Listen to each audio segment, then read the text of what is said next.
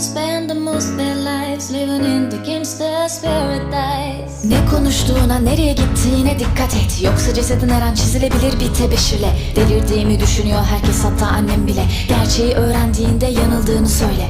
Normal bir hayat yaşayamam, sokakta büyüdüm. Ben hayattayım ama tüm arkadaşlarım öldü. Para ve güç güzel hiç değil gibi göründü. Şimdi 23'üm, 24'ümü görür müyüm?